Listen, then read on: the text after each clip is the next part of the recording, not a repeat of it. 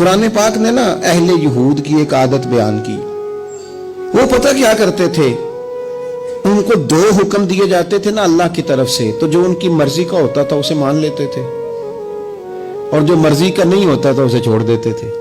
اللہ تعالیٰ نے نا یہودیوں کی اس عادت کو قرآن پاک میں بیان کیا, فرمایا افتؤمنون ببعض الکتاب وتکفرون ببعض, تم کتاب کے بعض حصے پر ایمان لاتے ہو اور بعض سے کفر کرتے ہو.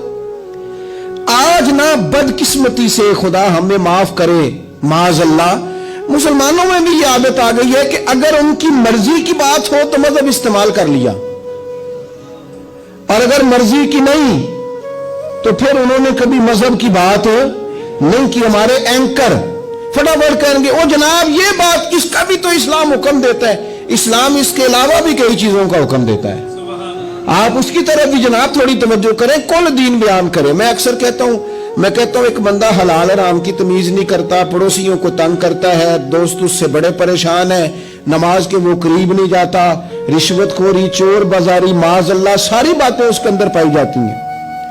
لیکن اب اس نے کرنی ہے دوسری شادی, اب اسے یاد آ گیا کہ دین میں 4 شادیاں جائز ہیں, باقی اسے کبھی دین یاد نہیں آیا. اب اس کا ارادہ بنا دوسری شادی کرنے کا, اب وہ بڑی ڈٹائی سے سینہ تان کے کر او بھائی 4 شادیاں جائز ہیں دین میں. او خدا کے بندے اور بھی بڑا کچھ جائز ہے, اور بھی دین نے بڑی پابندیاں لگائی ہیں. افتؤمنون ببعض الکتاب وتکفرون ببعض, بعض دین کی چیزوں پر عمل کرتے ہو بعض سے کفر کرتے ہو, یہ کیا بات ہوئی؟ ہمارے ہاں عورتیں کیا کہتی ہیں, وہ کہتی ہے میں نے فلانے مولانا صاحب سے سنا ہے عورت پر ضروری نہیں ساس کو روٹی پکا کے دے, عورت پر ضروری نہیں سسر کی خدمت کرے, کہاں لکھا ہے بتائیں. تو میں نے کہا چلو جو لکھا ہے اس پر ہی عمل کر لو.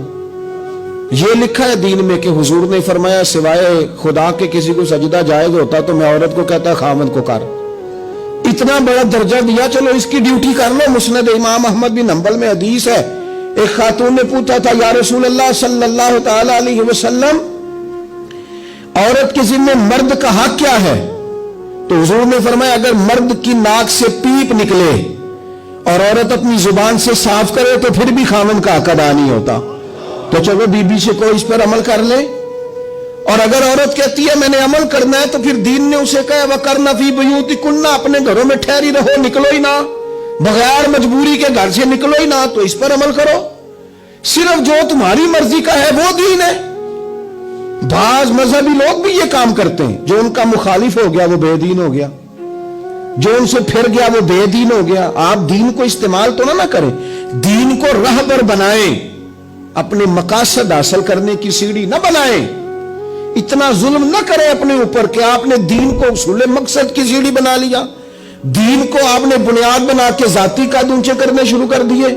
دیکھو میرے حضرت صاحب رحمت اللہ علیہ, سیدنا تاج الشریعہ رحمت اللہ علیہ کی خدمت میں نا ایک صاحب آیا کرتے تھے, پھر وہ آنا چھوڑ گئے. تو کسی شخص نے کہا وہ گمراہ ہو جائے گا یہاں نہیں آتا. تو حضرت صاحب فرمانے لگے خبردار, کیوں گمراہ ہو جائے گا, ہم کوئی معیار ہدایت ہیں, دعا کرو جہاں بھی رہے اللہ اسے دین پہ قائم رکھے. آپ اس چکر میں نہ پڑے, ان تعصبات کا شکار نہ ہو. آپ تھوڑا سا مہربانی کریں, دین سارا ہے تو سارے دین پر ہی عمل کریں. اپنی مرضی کا لے لیا اور باقی چھوڑ دیا, یہ تو بات ٹھیک